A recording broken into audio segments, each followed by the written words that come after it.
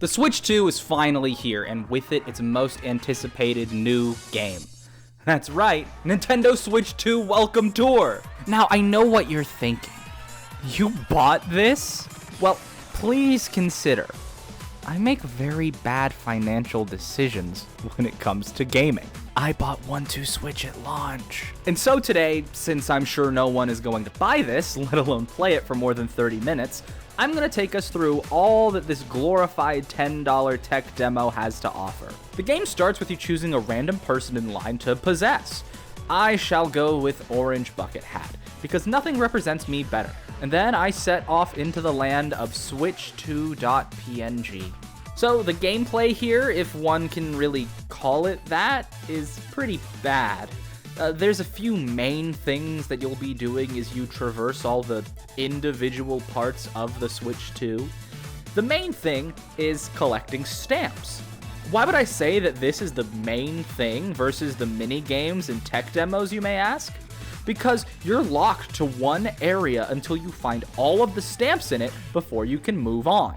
That means that if you were really excited for that 4K 1-to-1 Mario demo you saw in the trailer, you have to go make sure you stare at the L button first. And while you're looking for these stamps, you may also find random items.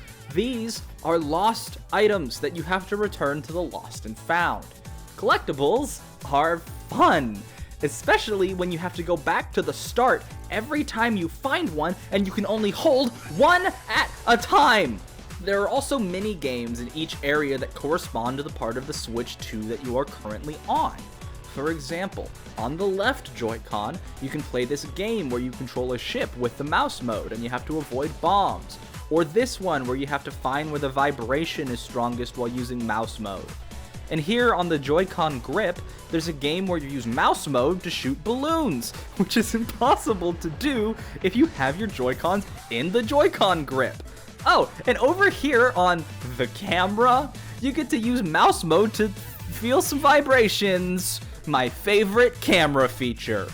Oh, and on the Joy-Con wheel, you get to use mouse mode, which makes no sense. Why would you make a game about driving a car that doesn't revolve around using the Joy-Con like a wheel on the Joy-Con wheel accessory? Okay, so the mini games are mostly just demos of various ways to use mouse mode, which is fine, because there are also tons of tech demos scattered around that are a lot more creative. There's this one with maracas where you shake the Joy-Cons around to test the new HD Rumble, which honestly wasn't all that impressive until I switched it to rubber ball mode. Honestly though, there are a lot of games and tech demos that focus on the new HD Rumble 2 and the Joy-Con's new mouse mode. Honestly, the fact that some of them are even called mini games and some of them are tech demos doesn't make all that much sense to me. And a lot of them just don't even feel very special. They just kind of retread old ground from the Switch 1.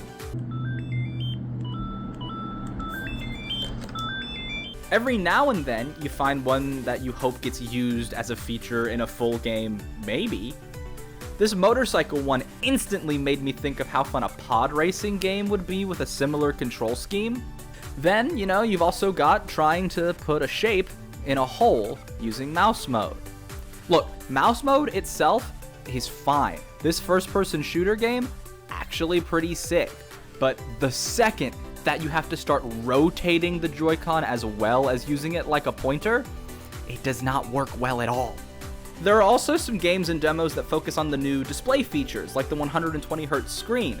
There's a game that lets you guess the frame rate of certain objects, and a demo that lets you play with frame rates and variable refresh rate.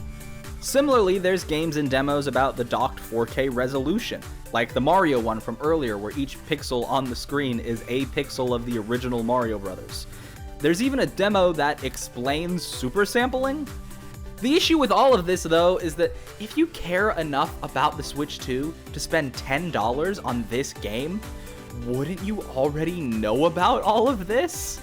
Well, if you don't, then sit down and get ready to learn. That's right, there are also like 1 billion different quizzes on like every single possible feature that the Switch 2 has. You go over to the person that starts the quiz, they give you some stuff to study, you come back, You take the quiz, and if you get even one wrong, you have to go do it all over again. It's like they're training you to be your own little Nintendo salesperson. Here's where all of the buttons and ports are. Here's how they work written out. Now take a test and make sure you know that. And then after that, here's how they work in action. It's like you're studying for your Nintendo Switch 2 final exam. And that's the really big issue with this game. There isn't really a game at all. It's like they saw Astro's Playroom on the PS5 and went, we can show off our new console better than that. So much more better that we're gonna charge $10 for it. But they mistook the fun gameplay and exploration and the whole aspect of celebrating PlayStation's legacy that Astro's Playroom had, and instead they just went, you wanna learn how a microphone works? How is that not 5 seconds? You want me to talk to myself for 5 fucking seconds? Nintendo, that's the most insane thing I think you've ever fucking asked of me besides spending 500.